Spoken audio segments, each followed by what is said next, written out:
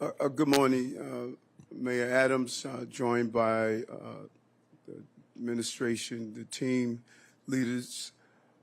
We had a series of things that took place overnight, during the evening, and early this morning, and we believe that during these times where there's a high level of tension in the city, we want to be as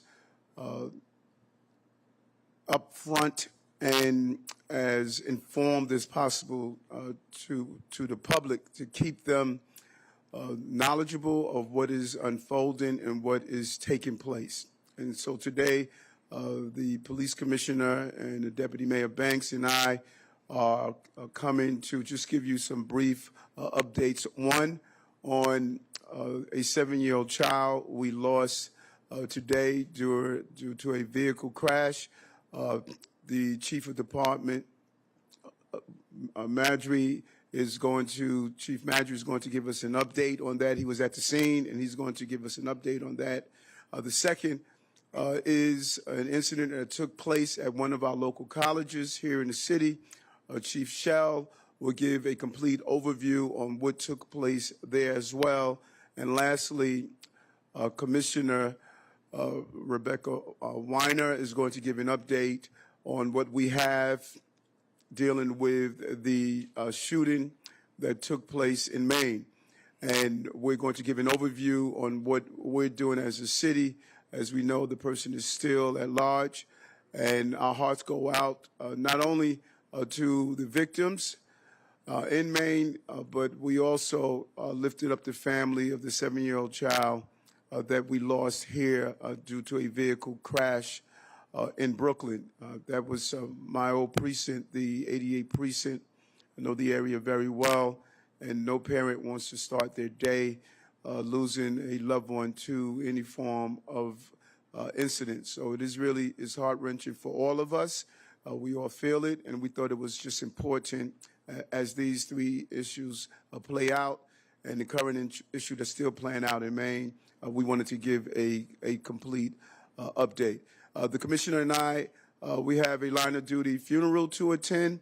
After the commissioner does his briefing, we'll turn it over to the administration, the personnel, NYPD, to give the final and answer any questions that you may have. Commissioner? Okay, good morning, everyone. And as the mayor said, first let me say my heart goes out to the entire community of Lewiston, Maine. Those folks are going through a tough time right now, and the thoughts and prayers of the entire NYPD are with them. So we all know this is a great deal of tension and conflict in the world this time. So when we hear about an act of violence of this magnitude, you begin to wonder what motivation might be. And for everyone sitting up here, we also have to ask another question right away. Is there any connection to New York City?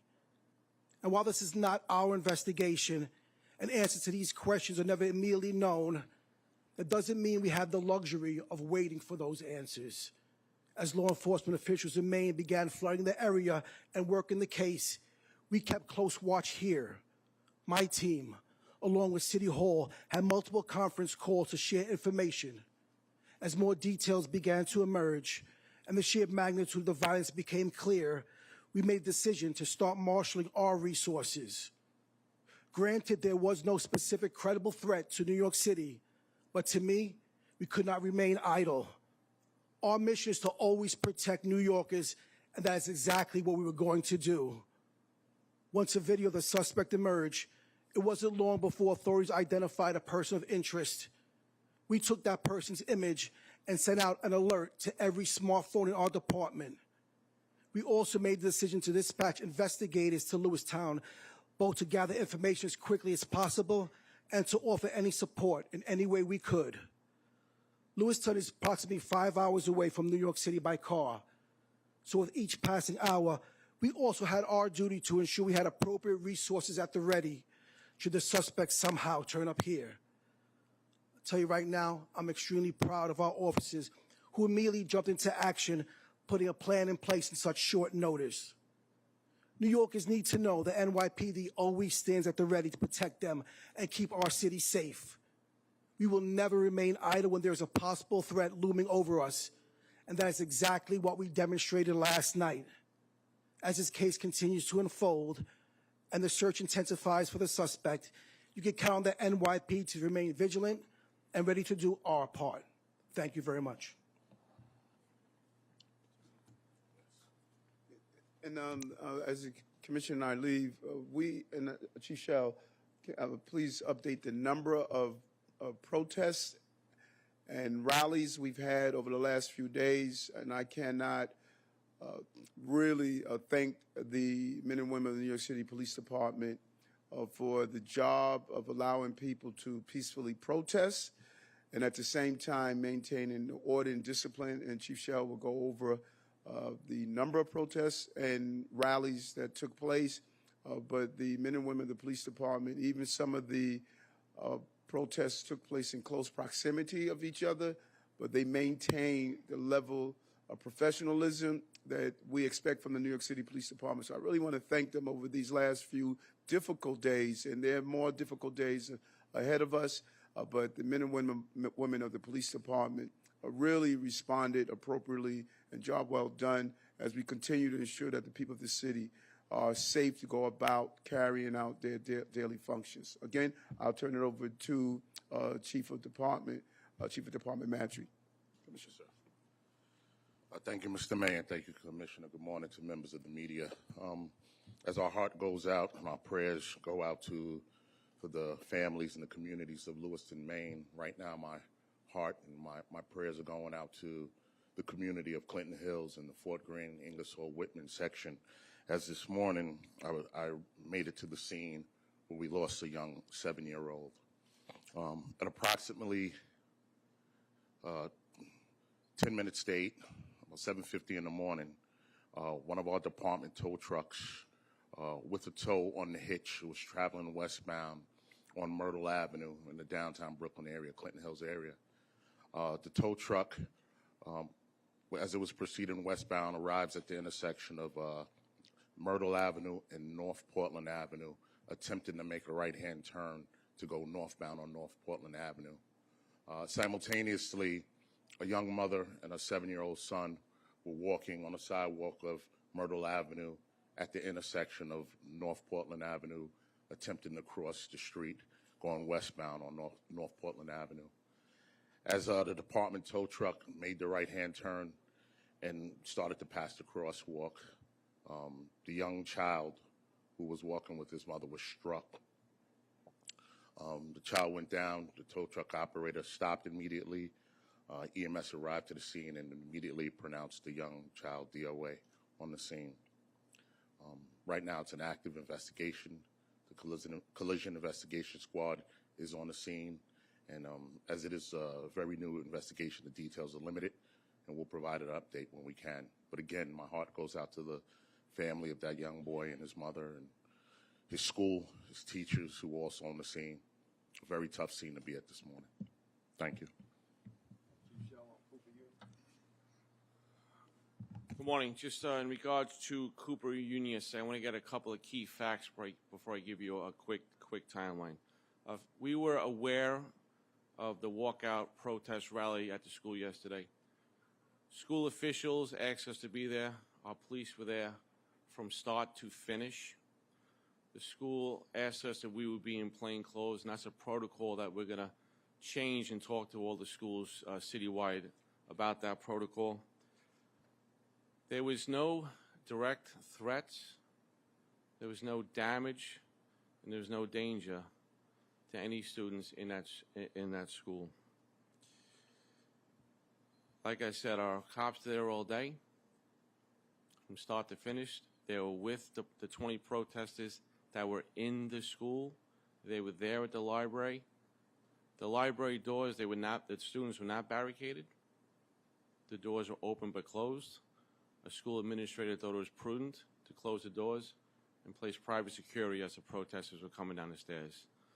So at approximately 1 o'clock, the protest started in front of Cooper Union. It was a walkout of students, roughly 70 pro-Palestine, about 20 Israeli students. If you can imagine, parallel to each other. The Palestinian students were chanting. The Israeli students were silent. This went on for a couple hours, but what happened was people who were passing by the school, community people, were getting upset with that protest and were starting to get agitated from that point of view. Around 3:30, approximately 20 of the 70 protesters from the Palestinian side went into the school. Now they're supposed to scan in. They are students. Let's be clear. All the people here were all students, part of this institution. As the 20 kids went into the school, they're supposed to swipe in, but they kind of just rushed past the swipe. An administrative error that the school is going to deal with today from school officials. From there, the 20 students want to go up to the president's office, which they did. They got inside the office, the waiting area, if you will, and they were chanting. School officials at that time, with the police on the scene and private security, felt safe, and they wanted to allow the students to keep talking. That happened. It was going on for about a half hour. When the 20 protesters came down the stairs of Cooper Union, another school official heard them coming down, and that person made a decision to let's close the library doors. We'll put one over private security, and let the protesters pass. For about roughly 10 minutes, approximately 10 minutes, they were banging on the doors of the library and banging on some transparent windows that you can see into the library. From that point, the protesters left. School officials thought it was important to ask the Israeli students, do you need help getting home? Any Uber? Do you want an Uber ride? They said, no, we feel safe, we're good, and they all left. We converged on the school last night. We had this full discussion with school officials last night. We walked through the whole timeline, and we asked them what they need today. So today there'll be a uniform presence outside that school, because again, these kids are all students who go to school, and some share the same classes. So we'll be there to make sure everything goes peaceful today. And that's where we stand right now with Cooper Union. Deputy Commissioner Weiner on the situation in Maine. Good morning, everybody. And again, our hearts go out absolutely to everyone who was affected by the incident in Maine last night. And we will give you a brief update on what we as NYPD have been doing in coordination with our partners. But just to underline, this is not an NYPD investigation. It's an investigation that's being led by federal, state, and local partners up in Maine, with whom we've been in continuous and extensive contact since the incident occurred, starting just before 7 p.m. yesterday evening. An individual, a person of interest who's been identified as Robert Card, allegedly entered 2 locations, a restaurant, bar, and a bowling alley, and opened fire on all of the innocent people who were inside the location. And like we've seen way too many times, the results were devastating. Our thoughts and prayers remain with the folks of Lewiston. The individual persons of interest photo was made available yesterday evening. He is currently not in police custody. The hunt is ongoing and very dynamic. We are quite confident at this point that this horrific crime has no nexus to New York City.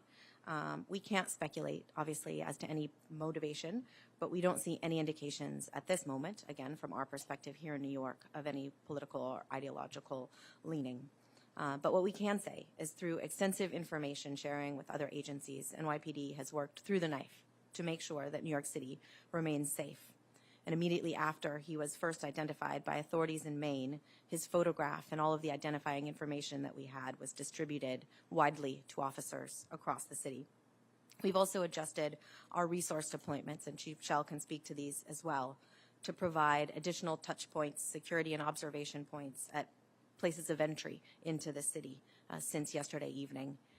And as is our standard operating practice, whenever an incident like this happens, whether it's overseas or here, across the country, we coordinate extensively with local law enforcement, with federal law enforcement on the ground to make sure of 2 things. 1, that we have the most up-to-date information, and 2, that we can support the ongoing investigation if and however we can as needed.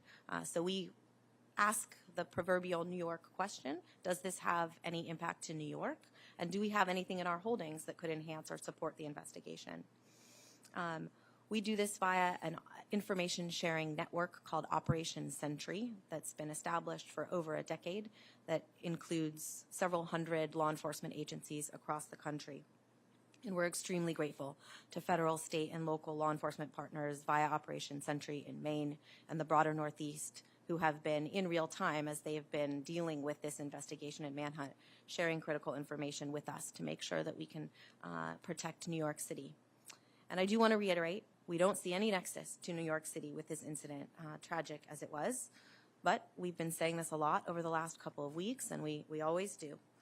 We urge all New Yorkers to continue to go about your business, but to remain alert to your surroundings. And we've been saying this for a while now. If you see anything concerning, please don't hesitate. Please reach out. You can call 911, you can call a police officer, or our counterterrorism hotline, which is 1-888 New York City Safe. Thanks. Chief Shelton, about deployment right there. All right, so last night, late night, I was the executive staff of the police department in the City Hall, planning a strategy as to what we could do to mitigate any chances of this individual coming down to New York City.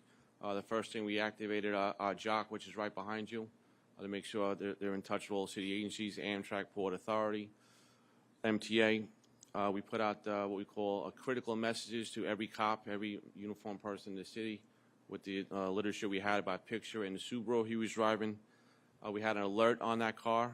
LPR cars were deployed on every city crossing into the city last night, and it continues this morning. Even though that car has been recovered, we're still standing with that posture.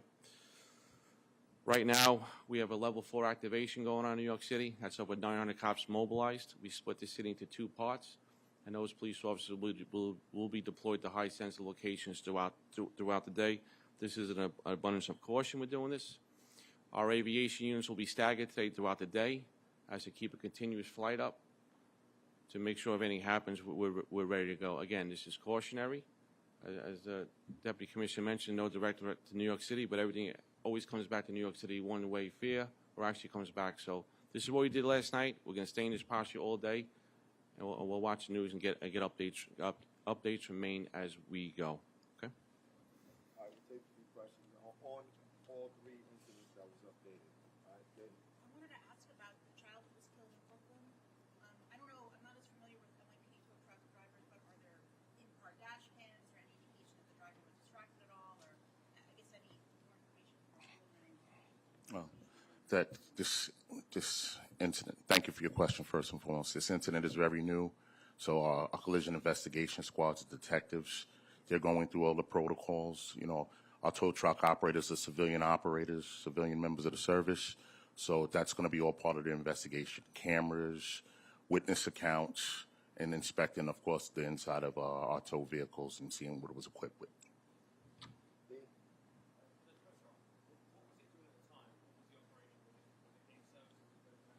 No, they actually had to tow a vehicle on the hitch, so it was towing a car with, headed in the direction of the Brooklyn tow pound.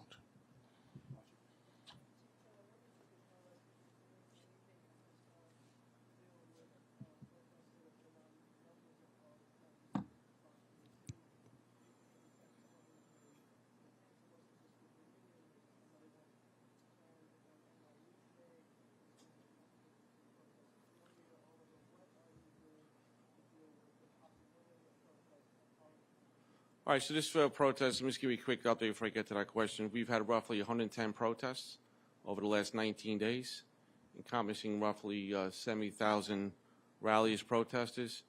We've effected 233 arrests. 225 of those arrests approximately were summonses for being in the street or acts of disobedience. We spoke with CUNY schools last week about our protocols, what we're doing and how we're doing it. If you recall, about 10 days ago at Columbia, we had a great meeting with Columbia. They didn't want us on the campus. We met with them. We said what we were going to do, and it worked out well. So the schools were on board with us. We'll be in uniform with all the schools. It's a protocol we're going to change today in response to Cooper Union yesterday, so we'll do that. But we've met with the schools. All the schools have been cooperative, and we're going to continue to do what we've been doing. When there is a protest at a school, we have resources on site, we have resources off site, and we were working well with the schools, so we're going to continue to do that.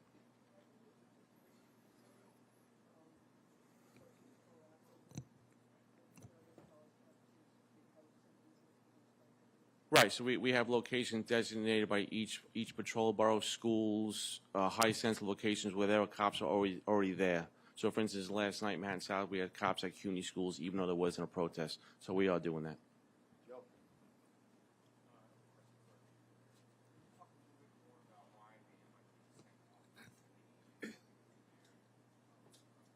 Yeah, and this is, again, part of what we often will do when there's a significant incident.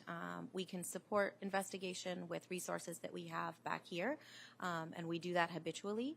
And we can support the investigation up in the field, and that's a good way to make sure that we're understanding everything in as close to real time as possible.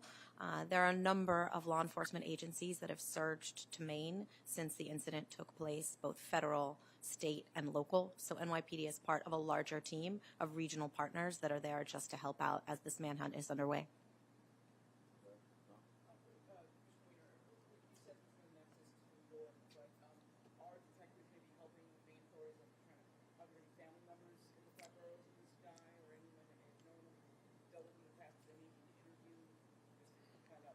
All of that, those kinds of investigative steps are the reason that we would surge folks to the area.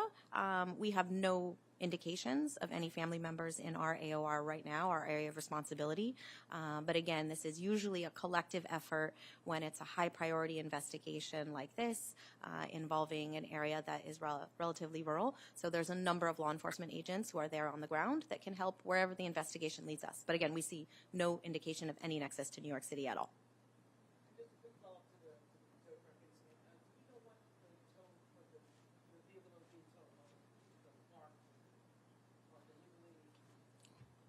We don't have that information at this time.